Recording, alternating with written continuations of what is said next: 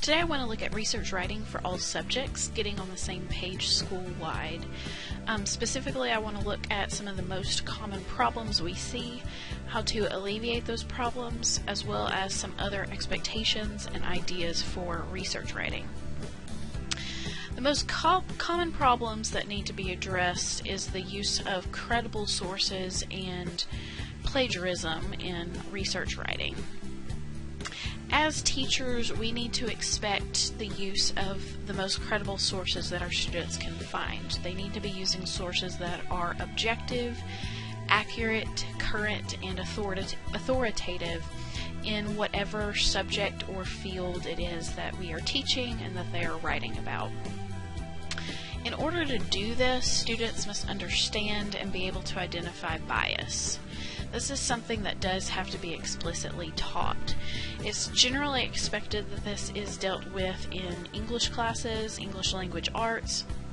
I personally do 2 to 3 days talking about identifying bias and identifying what is considered credible, source-wise. However, teachers in all disciplines should reiterate this point and discuss with students any specifics that they may encounter in that particular discipline. English language arts teachers are not going to be aware of everything that's going on, everything that's written, what the best sources are for a science report or a social studies report necessarily. So the English language arts teachers definitely need the support and help of teachers in the content areas as well in this pursuit of students understanding when a source is reliable and when it should not be used. Aside from just bias, aside from whether or not a source is accurate, is looking at whether or not the source is the best source. I encountered this just making this PowerPoint, making this presentation. I had 2 sources available talking about what specifically is considered plagiarism. One was the Harvard Guide of Using Sources. The other was a website called YoExpert. Okay, we need to be sure that we are teaching our students that when there are 2 sources available that say the same thing, if it's accurate, find the most reliable, the most authoritative source on the topic. There's a lot of things that we could talk about here with credible sources, and since there's so much, that just reiterates the fact that all of our teachers need to be discussing this, at least to an extent, when students use sources in their writing. That, of course, leads to plagiarism, which is a big problem at times with student writing. Plagiarism is in an instructional setting when a student deliberately uses someone else's ideas, language, or other original material without acknowledging its source. The problem that we sometimes encounter with plagiarism is that students do not have a broad understanding. They only understand plagiarism to be copy and paste and not give credit. But there is more to giving credit to sources than that. So we as teachers need to make sure we understand everything that we are supposed to do to document our sources, and in turn expect that and teach that to our students. There are various inappropriate uses of source material, and the first one, verbatim plagiarism, is the one that our students are most familiar with. Word for word quote without quotation marks or without a citation. Okay, giving credit to the source is important. If it's word for word, using the quotation marks is important. And if those are not there, it will be considered plagiarism. There are other ways to plagiarize, though. An inadequate paraphrase with or without a citation would still be considered plagiarism. This is when the student only changes a few words. An example of that would be that the quote is, "A human lives always inside a window of generosity." pick out your thesaurus, look up some words, and now you have a person always lives in a window of amiability. This only proves that the student knows how to use a thesaurus. The sentence structure is the same. This would still be considered plagiarism. The idea of using source material in the first place is to glean ideas, glean sometimes word for word, but give credit to anything you use. Not only that, students need to be putting things in their own words, in their own sentence structures, and really synthesizing various pieces of information into their own work. And then, of course, an uncited paraphrase would also be considered plagiarism. Even if it is a completely paraphrased sentence with new sentence structure, original words, even that, the source has to be credited. The student must use an in-text citation and give credit in the works cited page. Okay, so students do not always know that inadequate paraphrasing and uncited paraphrasing is considered plagiarism. So these are things that we need to make them aware of, teach them not to do this, and teach them how not to do this in their papers. Now, there should always be consequences for plagiarism, especially if it is a common problem. And if it is a common problem, then teachers should present a united front on this, which means that as a school, we should all have the same definitions of plagiarism. We should all understand what it is, what it isn't, and have the same expectations. The thing is there can be and probably should be different consequences for inaccurate citing versus blatant plagiarism. Purposeful plagiarism is different than having a faulty understanding of how to document our sources. There should perhaps be different consequences for different grade levels. Should a 9th grader who is writing their first research paper be held to the same standards as a senior who is about to go off to college, where professors have very high expectations? Probably not.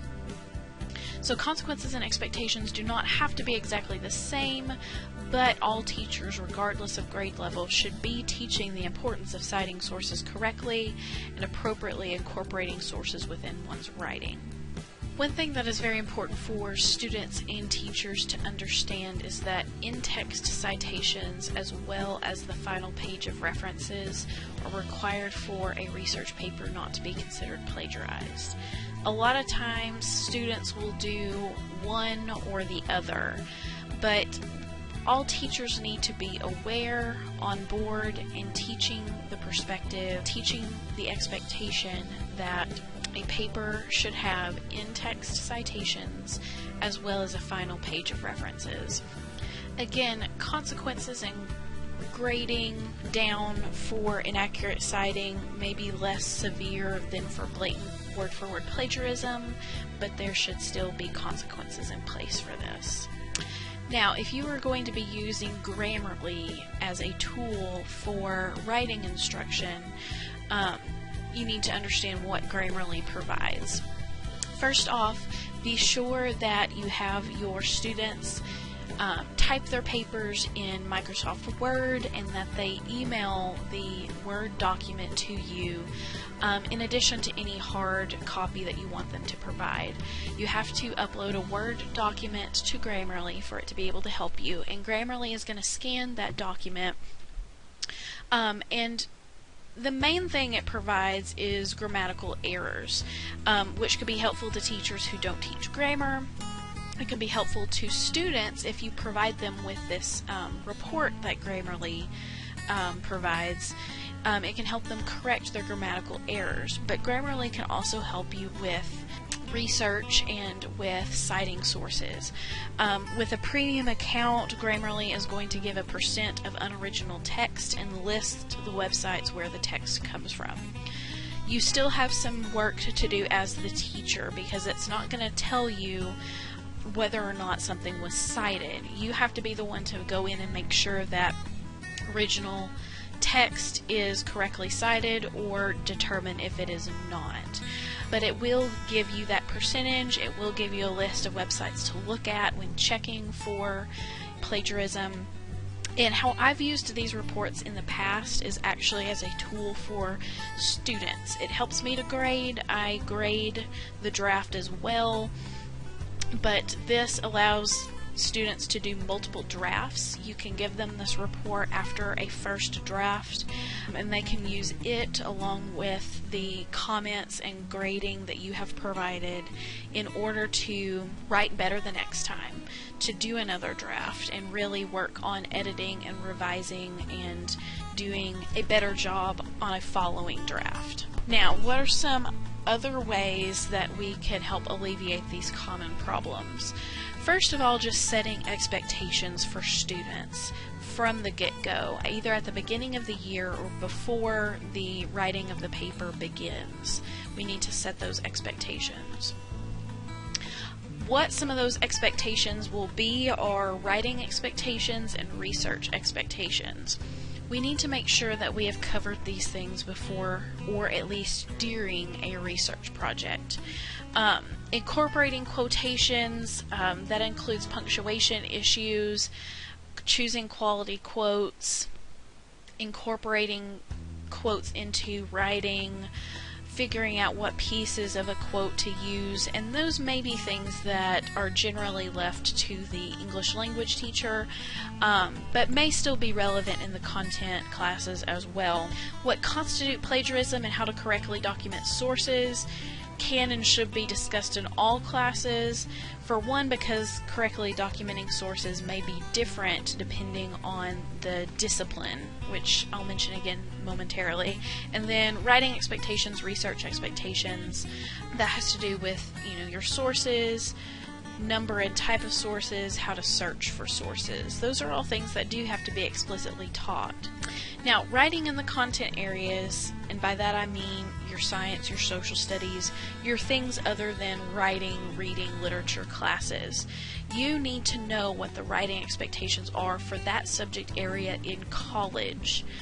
Many of our students are going to major in something besides English. They're going to take classes besides Comp 1 and Comp 2, and those classes may have different expectations for writing, and they will be writing in those classes. So what format is used in the sciences or in the social studies? Is it MLA, APA, Chicago? What is it? Are the papers in those content areas separated into sections? Is there supposed to be an introduction and a literature review and a methods section? There's only so much that the English and reading and writing teachers can be responsible for. And I can tell you from my personal experience, I didn't take classes in every content area in college. I don't know everything there is to know about writing a science report, a scientific report, a lab report, a research paper in history. I don't know everything there is to know, but I can also tell you from personal experience, I have friends who majored in other fields and they wrote in their classes. So it's really important that content area teachers take some responsibility for writing in their discipline and helping to prepare students for what they will encounter in different disciplines in college. Now, some evidence-based practices for teaching writing include setting specific goals for each writing piece. I've already mentioned setting expectations at the beginning. This would include students having a rubric beforehand. Now, I will admit that personally I fail at this more often than I succeed, probably. And that's because I so often change and use different writing assignments and do different things.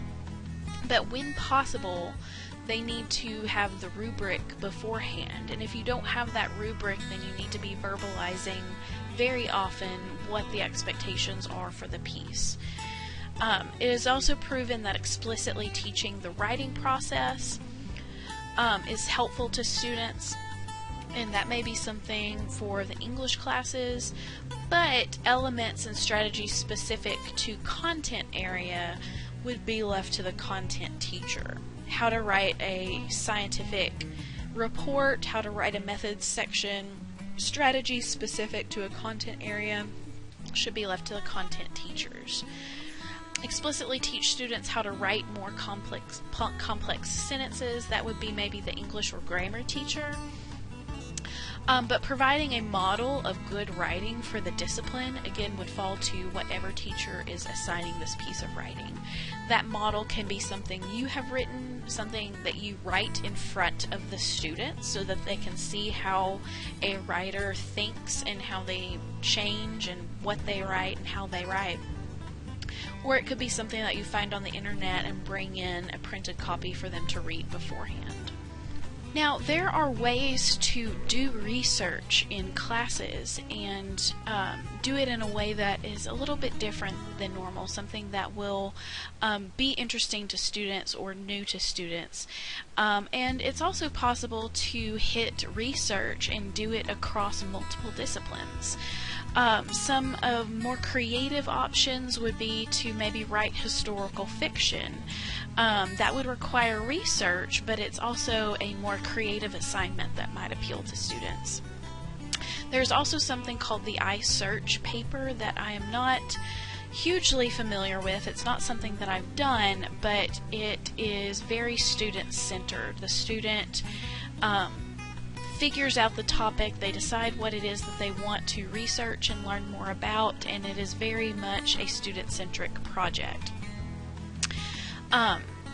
There's also the idea of doing a cross-curricular paper where multiple teachers and multiple subjects are involved, whether that be science or social studies or any other class. More than one teacher is involved. Maybe it is that the content teacher grades the paper for content and the English teacher grades for grammar and style. But you have multiple teachers teaching towards this paper, giving time in class, giving instruction about the paper, and multiple teachers that look at the paper and grade it. And then you also have ways of doing research in your class that doesn't even require a research paper per se, but it is still research and it's still writing. And those options would be to do a class blog where students post what they have researched and written to a blog or to a wiki. Those are both cool options that is a little bit different and might be more appealing to students, but still gets that research and writing component. I hope this presentation has given you some ideas on how to address common problems in research, how to help alleviate those problems, and given you some ideas on how you can teach research writing in your classes. Thank you.